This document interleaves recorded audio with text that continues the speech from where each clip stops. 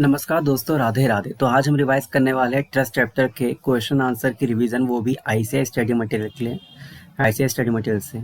और आपको पता है कि एग्जाम में एग्जाम्शन लाने के लिए आपको आईसीआई स्टडी मटेरियल के क्वेश्चन आंसर पे बिल्कुल अच्छी ग्रिप होनी चाहिए, with due respect of your teacher mentor जिससे आपने क्लास ली हो, लेकिन आपको रिवीजन आईसीआई स्टडी मटेरियल की होनी चाहिए क्वेश्चंस की। तो इसलिए ये सीरीज़ स्टार्ट की गई है और बाकी अदर सब्जेक्ट एंड टॉपिक की भी जो रिवीजन वीडियो है क्वेश्चंस की वो इस चैनल पर मिलेंगी। तो प्लीज़ सब्सक्राइब जरूर करें, अपने दोस्तों के साथ शेयर भी करें। हाँ जी, तो स्टार्ट करते हैं रिवीजन। तो अगला क्वेश्चन देखते हैं जो कि काफ़ी ज़्यादा इंपॉर्टेंट है और आपके एग्जाम के लिए। HelpAge is a charitable trust setup कब हुआ था सर? 1/4/2010 को सेटअप हुआ था with the objective of providing relief to the poor. Later on उन्होंने क्या करा, 2012 में अप्रैल में चेंज कर दिया इट्स ऑब्जेक्टिव मेडिकल रिलीफ में। ठीक है, मेडिकल रिलीफ तक आ गया। It applied for registration on the basis of new objective. उन्होंने 1/9/2012 को अप्लाई करा एंड अंडर सेक्शन 12AA 1/2/2013 को इनको मिल भी गया। मतलब प्रीवियस ईयर 2012-13 में ये रजिस्टर्ड थे under trust section number 12AA में। उसके बाद से ये लोग एग्जाम्शन क्लेम कर रहे थे। 1/4/2023 को क्या हुआ, हेल्पेज गॉट मर्ज, मतलब ये मर्ज हो गया है किसके साथ सर? पुअर 8 के साथ। Is not eligible for registration, मतलब वो एलिजिबल नहीं है रजिस्ट्रेशन के लिए। अब कोई जो है 12AA सेक्शन में जो ट्रस्ट रजिस्टर्ड था जिसने एग्जाम्शन क्लेम कर रखा था वो मर्ज हो गया किसी और कंपनी के साथ या किसी और ट्रस्ट के साथ जो कि एलिजिबल नहीं है 12AB के लिए या 1023C के लिए एलिजिबल नहीं है, मतलब कि वो एग्जाम्शन क्लेम नहीं कर सकते थे, उसके साथ मर्ज हो जाता है। तो इस केस में क्या होता है सर, जो भी आपके एसेट एंड लायबिलिटी होता है उसका हम नेट करके वो इनकम टैक्स में टैक्स होता है at what rate 30 + 12% + 4% health and education cess. तो हम निकालना है। अब आपको एज एडवाइजर अपॉइंट करा गया है ताकि आप उनको हेल्प कर सकें। और क्या है, on the basis of market. ठीक है, हम बेसिकली टैक्स निकालना है। तो हम स्टार्ट करते हैं, कंप्यूट करना। प्रीवियस ईयर कौन सा सर? प्रीवियस ईयर है 12-13, प्रीवियस ईयर 2012-13, ये लिख लीजिए, ये जरूरी है। अब हम लैंड देखते हैं। नोएडा की लैंड थी 1/9/2010 में, मतलब सर हमने जब रजिस्ट्रेशन के लिए अप्लाई करा था उससे पहले की परचेज लैंड है ये। 1/9/2010 में परचेज करा था। मतलब क्या हुआ सर? सर मतलब इस लैंड पे हमने कोई भी एग्जाम्शन क्लेम नहीं करा था, तो क्या ये हमारे एग्रीगेट एफएमवी में आएगा? एफएमवी में एग्रीगेट एफएमवी निकाल रहे हैं हम, तो उसमें क्या आएगा? नहीं आएगा। ठीक है, ऐड करेंगे क्या? दूसरा लैंड देखते हैं, गुड़गांव का। गुड़गांव का लैंड हमने परचेज करा था 1/9/2013 में।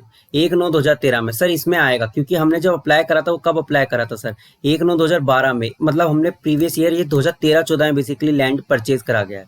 तो ये तो आएगा हमने, क्योंकि इसमें ना हमने एग्जाम्पशन क्लेम करा था। अब तो इसकी हमें क्या देखनी होगी सर? फेयर मार्केट वैल्यू देखनी होगी। 1/4/2023 में क्या है, वो क्या है सर? 120 लाख। तो लिख लीजिए गुड़गांव के लैंड की वैल्यू 120 लाख रुपए। ठीक है, अब शेयर्स की बात करते हैं। शेयर्स हमने कब परचेज करे थे उसकी डिटेल्स नहीं दे रखी हैं, लेकिन 5,000 कोटेड शेयर्स है। तो इसको हम कैसे वैल्यू करेंगे sir? On date of specified date, मतलब स्पेसिफाइड डेट क्या थी? जिस दिन ये मर्ज हुआ था। मर्ज कब होता है सर? 1/4/2023 को मर्ज हुआ है। तो उस दिन ना सर हम कोटेड प्राइस देखेंगे, what ever the highest price and lowest price का एवरेज देखेंगे। तो 320 एंड 300 का एवरेज लेंगे। इस केस में कोटेड इक्विटी शेयर्स में हाईएस्ट एंड लोवेस्ट का क्या देखेंगे सर? हम एवरेज देखेंगे। तो 320 एंड 300 का एवरेज देखेंगे तो 310 आएगा। तो हमारा जो आता है कोटेड शेयर्स के केस में, इक्विटी शेयर्स के केस में 5,000 इंटू में 310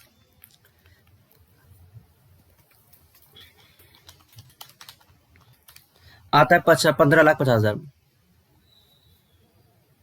15,50,000, ये क्या था शायद 120 लाख था। ठीक है, अगला आता है प्रेफरेंस शेयर। प्रेफरेंस शेयर के केस में जो कि लिस्टेड नहीं है तो उसके लिए हम ओपन मार्केट वैल्यू लेंगे 1/4/2023 की, जो कि है 180 रुपए। हम गलत तो नहीं करें, हाँ 180 रुपए है। और हमारे पास कितने शेयर है? 2,000 शेयर है। तो प्रेफरेंस शेयर पे आ जाते हैं। 2,000 शेयर है, कितने की वैल्यू के? 180 शेयर, 180 रुपए के। 2,000 इंटू में 180 आ जाता 3,60,000। हाँ जी, हाँ जी, तो ये आ जाता 3,60,000। कितना आ जाएगा टोटल हमारी वैल्यू?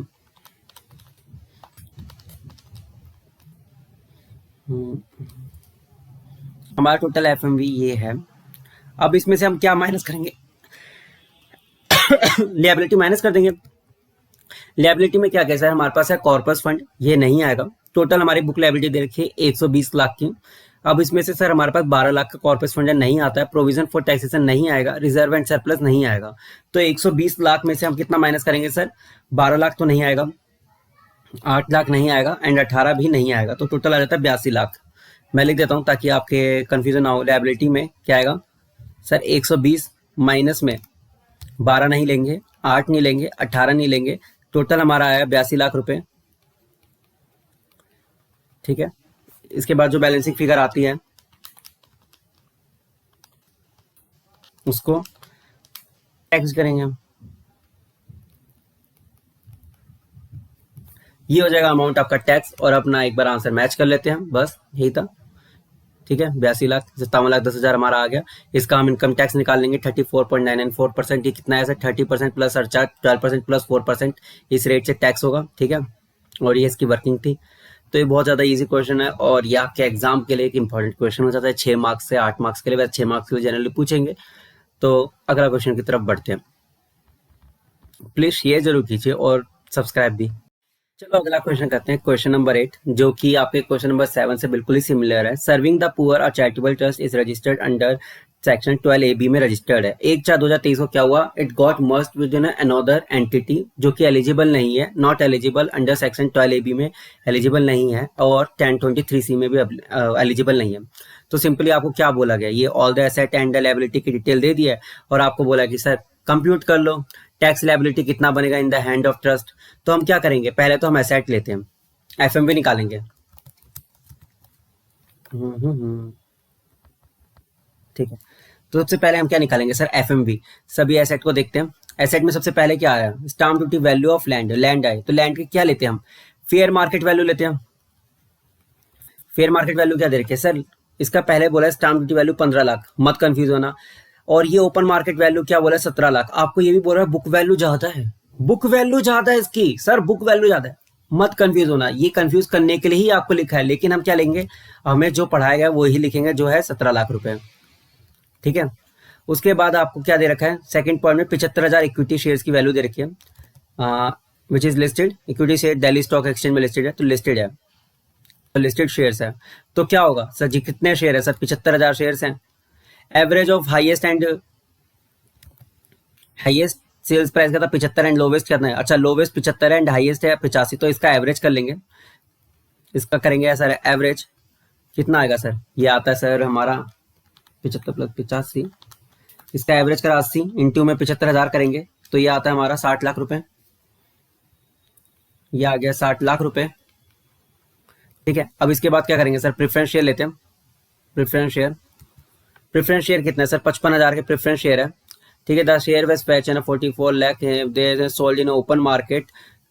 ठीक है, the share will fetch 44 lakh का मतलब इनका ओपन मार्केट वैल्यू इसको डायरेक्टली दे दिया, मतलब शेयर्स का आपको प्राइस ना देके इसको डायरेक्टली वैल्यू दे दिया कि 44 लाख रुपए के होंगे। ओपन मार्केट में अगर बेचने जाए तो 44 लाख रुपए डायरेक्टली हम लिख लेते हैं, जब मैं आसान करके दे दिया काम। तो अब इसके बाद क्या करेंगे सर? लियाबिलिटी लेस कर दो।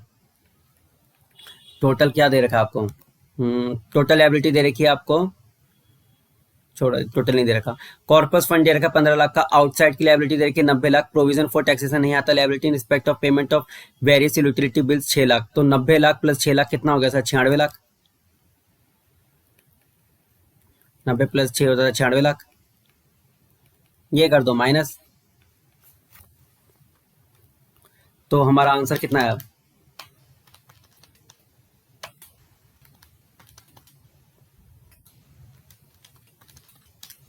ये आया 25 लाख का। अब सर इसको टैक्स कर देना आप, टैक्स रेट 30 प्लस 12 प्लस 4। ठीक है, हमारा भी आंसर यही है 25 लाख रुपए। 34.994% कैसे आता है सर? 30 प्लस में 12% में प्लस 4% आप निकालेंगे तो यही आएगा ना। टैक्स रेट क्या होता है सर? 30% प्लस 12% प्लस में 4%। ठीक है, आप करेंगे, आपका आंसर आ जाएगा 8,73,000। इसकी वर्किंग दे रखी है नीचे अलग से सेपरेटली, तो आप फॉर्मेटिंग ध्यान रखिएगा। And I hope you like this session, मतलब हमने टेस्ट और नॉलेज के सारे क्वेश्चन कर लिए टेस्ट चैप्टर के भी। और आपसे रिक्वेस्ट है कि ना अगले कई सारे जैसे आईडीटी हो गया, एफआर हो गया, एसएफएम हो गया, एएफएम जो है अब एएफएम के हो गया, और ऑडिट, सबके क्वेश्चंस की सीरीज इसी चैनल पे आएगी, तो आप सब्सक्राइब कर लेना। मतलब जो रिमेनिंग जो 5-4 सब्जेक्ट है उन सब की आएगी इसी पे क्वेश्चन रिवीजन सीरीज, तो प्लीज चैनल को सब्सक्राइब जरूर कर लीजिएगा। Thank you. तो चलो पहला क्वेश्चन देखते हैं। पूरा का पूरा मतलब ये तो थ्योरी क्वेश्चन है। Trust unless credit for a charitable purpose does not qualify to claim an exemption. ठीक है। Under chapter 3 of this act explain the meaning of charitable purpose. आपको चैरिटेबल पर्पस की मीनिंग लिखने के लिए बकायदा इसमें लिखा हुआ है। Examine whether the following objective considered part of it. Rural reconstruction and upliftment of the message through the cottage industry. Sir अभी तो थ्योरी क्वेश्चन भी आ सकता है, लेकिन एमसीक्यू पॉइंट ऑफ व्यू से ना मेरे को 2-2 मार्क्स के लिए काफी अच्छे लग रहे हैं ये पॉइंट कि रूरल रिकंस्ट्रक्शन का आपको एक पॉइंट बोल दिया जाए कि एंड अपलिफ्टमेंट, या कोई और आपको पॉइंट दे दिया जाएगा ऐसी कि ये XYZ इस टाइप का काम करे, क्या ये ट्रस्ट के डेफिनेशन में आती है या नहीं आती है। इस टाइप के क्वेश्चन एमसीक्यू में भी अभी काफी ज्यादा हिट कर रहे हैं। Welfare of industrial worker with the stipulation that a worker of sector of a trust. ये दोनों आपके ट्रस्ट की डेफिनेशन में आते हैं नहीं आते, आपको बताना है। ये दोनों आते हैं। पहला पॉइंट की अगर हम बात करें रूरल रिकंस्ट्रक्शन, तो वहाँ पे रूरल एरिया में कौन लोग रहते हैं वहाँ पे सर? Through cottage industry. तो कॉटेज इंडस्ट्री के थ्रू रूरल एरिया को डेवलप करना ताकि वहाँ के रहने वाले पुअर लोगों की हेल्प की जा सके। तो हाँ जी सर, ये तो आता है। सेकंड, अगर हम बात करें वेलफेयर इंडस्ट्री फॉर वर्कर के लिए एक वेलफेयर इंडस्ट्री बनाई गई है ताकि उनको प्रेफरेंस मिल सके, सेटोर रखा जा रहा है ताकि उनके सेटलमेंट अच्छे से हो सके। अनलेस कि उससे आने वाला प्रॉफिट कोई और पर्सन अपने पास रख रहा है, तब तक ये वेलफेयर इंडस्ट्री जो वर्कर के लिए बनाई गई है परफेक्ट है। आपको पता है कि आजकल अर्बन एरिया में जो वेलफेयर बनाया जाता है वर्कर का, उनसे भी कुछ पैसे ले लिए जाते हैं। तो अगर वो अपने बेनिफिट के लिए पैसे ले रहे हैं, अपने बेनिफिट के लिए पर्सन ले रहा है, तो ये क्या आएगा?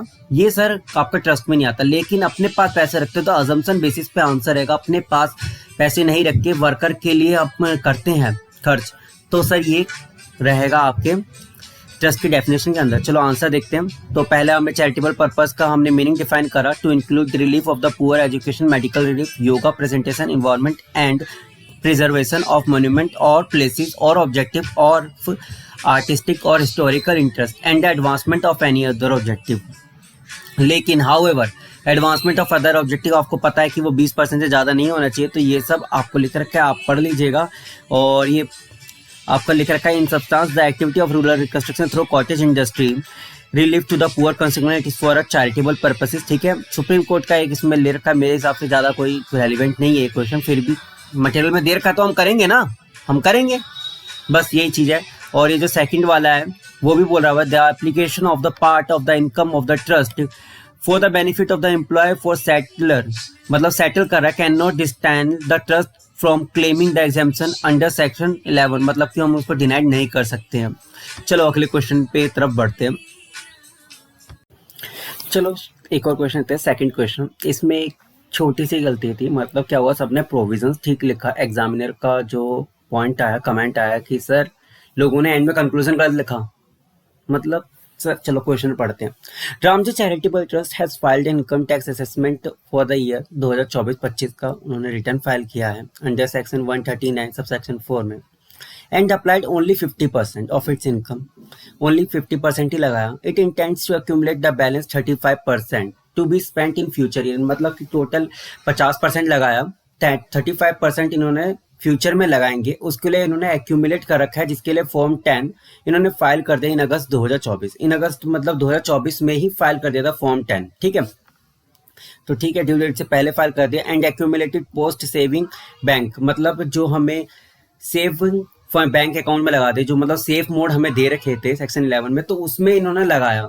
ये भी ठीक है। और हमें लगाना होता है 85%, 50% लगा देता है, 35 टोटल होता है 85%। ठीक है।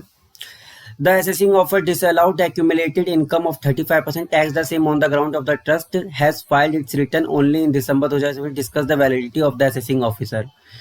Assessing officer ने disallowed कर दिया accumulated income of 35%. सर क्यों अलाउड करा? अब आपको बताना वैलिडिटी ठीक है या गलत है। अब क्या हुआ कि सर क्या क्या कंडीशन थी कि सर आपका ड्यू डेट से पहले पहले रिटर्न फाइल कर देने चाहिए था। ड्यू डेट का सर मेरे को सेक्शन नंबर बताओगे एक बार क्या होता है? सर वो होता है 139 सबसेक्शन 1।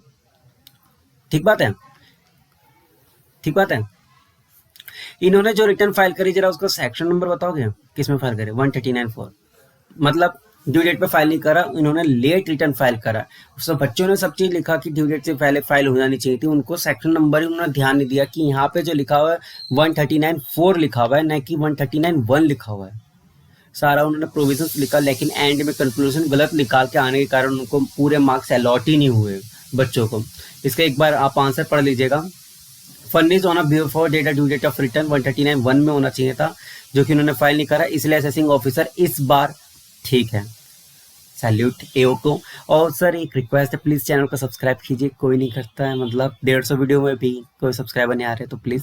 और हाँ, नेक्स्ट वीडियो इसी के साथ अटैच है। थैंक यू जी, प्लीज़ शेयर भी कीजिएगा दोस्तों के साथ। अगला क्वेश्चन देखते हैं सर, बहुत ईजी है सर।